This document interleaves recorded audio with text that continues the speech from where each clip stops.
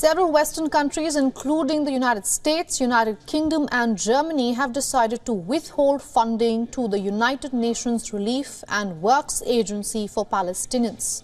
This comes after Israel accused 12 UNRWA employees of being involved in the October 7th attack. Philip Lazzarini, the head of the UN Relief and Works Agency, has expressed shock over this decision by Western nations. Lazzarini has asked representatives of the nations to reconsider this decision, terming the decision a stain on all parties involved and additional collective punishment on Gazans. Earlier, the UNRWA commissioner stated that Israeli authorities provided the humanitarian agency with intel on the alleged involvement of several employees during the attacks, but no further information or evidence regarding their role was shared with the authorities. The nature of their involvement has also not been disclosed so far. The Australian Foreign Minister suspended funding to UNRWA on Saturday, conveying quote-unquote deep concerns over the allegations.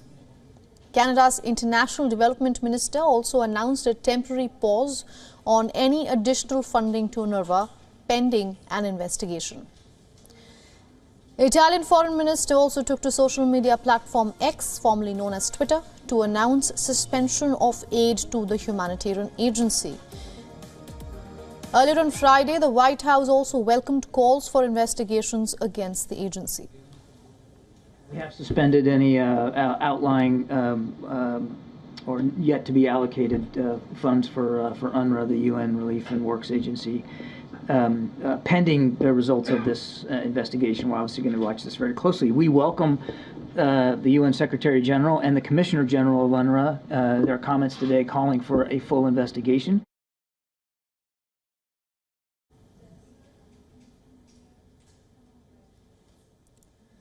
Now, for more on this, we are being joined by Scott Lucas from Birmingham. He is a professor of international politics at the Clinton Institute, University College, Dublin. Mr. Lucas, thank you so much for joining us here on WION. Thank you for having me here. If you could quickly explain the consequence of funding being stopped on the ground in Gaza.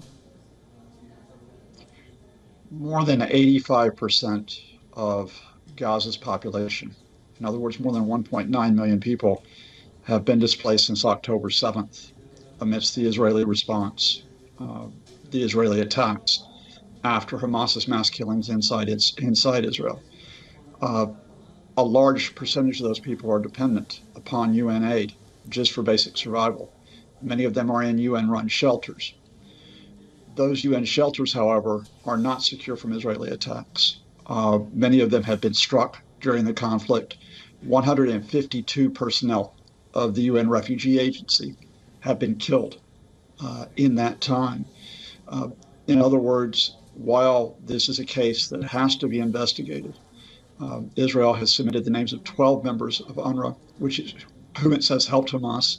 9 of them have been fired by the UN. 2 of them, identities are being clarified. 1 of them is dead. While these investigations are necessary, Israel is attempting to use this in 2 ways. First of all, it's trying to use it to divert attention from the International Court of Justice's ruling this week, which said that Israel must ensure that genocide does not occur in Gaza. And secondly, Israel's doing it to effectively paralyze the UN. It does not want the UN helping people in Gaza, and it doesn't want the UN in any way moving towards calls for a ceasefire. Absolutely. And Mr. Lucas, we would like to tell our viewers some of the facts that you also have laid out a little more. UNRWA is the primary and the largest humanitarian agency in Gaza. About 5.9 million Palestinians depend on this organization for education, healthcare, social services, and also you mentioned if you are specific to Gaza, that's about 2 million people. I want to ask you this: what is stopping United States, Australia, Italy, Canada, Finland, the Netherlands, Switzerland, Germany, and now the United Kingdom to at least wait till the investigations are over to actually suspend their fundings? I'm afraid that the politics that we continue to see October the 7th is that the countries that you mentioned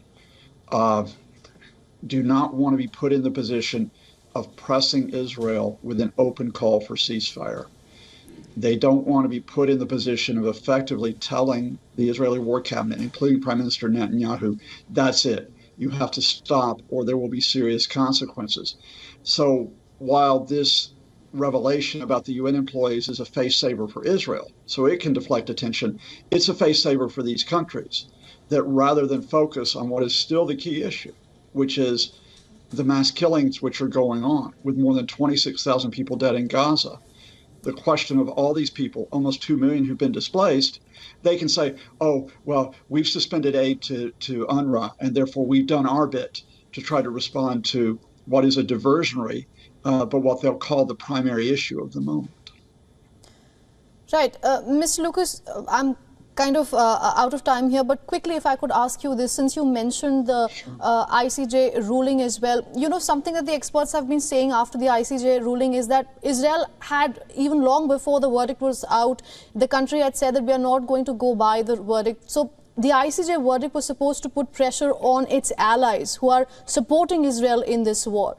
But right after that, we see a move like this. If a ruling like the ICJ, if the visuals coming out of Gaza, if what the UN chief has been going on and on about the humanitarian crisis that is playing out in Gaza is not stopping the allies of the Israel, what will, sir? Well, I mean, the ICJ, unlike a criminal court, does not have enforcement power for its rulings, and that's the reality. So what you have to have is the international community agreeing to support the ICJ. Just as Russia, when the ICJ ruled against it in 2022, continued its attacks against Ukraine, Israel can continue its attacks against Gaza for as long as Prime Minister Netanyahu thinks that it is vital for his future. The leverage to stop Israel cannot come from the ICJ. It must come from a country like the US to cut back military aid and to call for a ceasefire. If the US doesn't take those steps, I think Israel still has a free hand to conduct an open-ended war. All right, Mr. Lucas, thank you so much for joining us here on WION and getting us all those insights. Thank you.